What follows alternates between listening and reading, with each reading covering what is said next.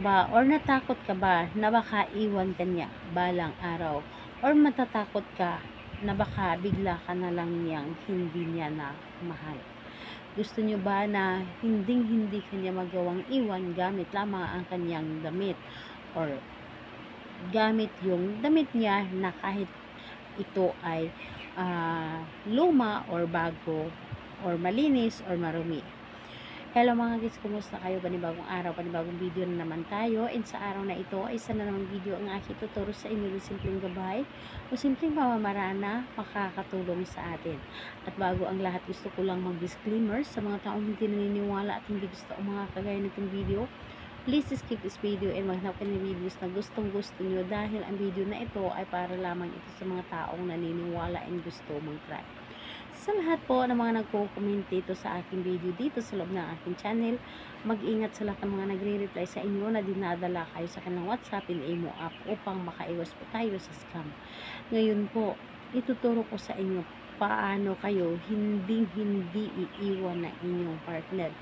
Yung tipong nag-aalala kayo dahil baka balang araw iiwan kayo, ipagpalit kayo sa iba, gawin mo ito sa kanya para hindi ka ipagpalit sa iba at hindi ka man lang niya magawang taasan ng boses. So ito ay pwede gawin lamang sa magkarelasyon na babae at lalaki lamang. Hindi mo ito pwedeng gawin sa magkaparehas.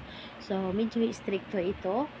Gawin mo lamang ito sa babae at lalaki lamang na magpartner. And wala tayong ibang ihanda or ang dapat natin ihanda is damit. So damit po, kahit anong klaseng damit ng inyong partner. Pwedeng bago, pwedeng luma, pwedeng nalabahan, pwedeng hindi. So napakadali lamang. So ayan po, kapag ready na yung ating naibanggit natin gagamitin, kailangan mo lamang i-ready ang inyong sarili. Kailangan na alam mo sa iyong sarili na gustong-gusto mo itong gawin and buo ang inyong loob sa paggawa nito. And syempre, tiwala dapat. So ngayon, kapag ready ka na, pwede mo na itong umpisan. Ang gagawin mo lamang dito, halimbawa, ito ay damit niya. So halimbawa, ito ay damit ng inyong partner.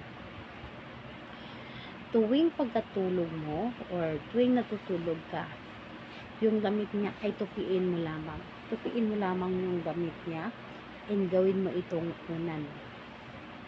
Gawin mo itong unan ang kanyang damit. And habang ginagawa mo itong unan or habang ito ay iyong hinihigaan, kausapin mo palagi. Halimbawa na lamang ay kung ano man yung pangalan niya, pangalan, apelyido, hindi mo ako magawang iwan habang buhay mo akong uuwian. Ang iyong kaluluwa ay akin lamang, ako at ako lamang ang iyong mamahalin. Hindi mo ako tataasan ng boses kailanman, ako at ako lamang at wala ng iba pa. Kumbaga lahat na ay sasabihin mo kung ano man yung nais mo and ano naman yung gusto mo. Yung tipong lahat na sasabihin mo para sa kanya. Dahil yan po ang ginagawa ko sa aking asawa, yung tipong ilang years na kami, pero never niya akong tinaasan ng boses. Dahil yan po ang aking ginagawa. Lagi kami magkakasama, ngunit hindi niya alam na hinihigaan ko ang kanyang damit. Ginawa kong unan, pero nakikita niya, alam niya na hinihigaan ko ang kanyang damit dahil nakikita niya, pero hindi niya alam kung ano ang purpose ko sa paghiga. So pagkatapos mong higaan ang kanyang damit or inuunan mo ang kanyang damit, kung gusto mo na kunin at yakapin, pwede po, and pwede mo yan gawin gabi-gabi. So ganyan po, and never po talaga ako na nataasan ng boses ng aking asawa. So yung tipong hindi nga ako inaaway, yes po, totoo po yan, hindi po ako inaaway ng aking asawa at ako lang po ang nangaaway sa kanya dahil po sa aking mga ginagawa.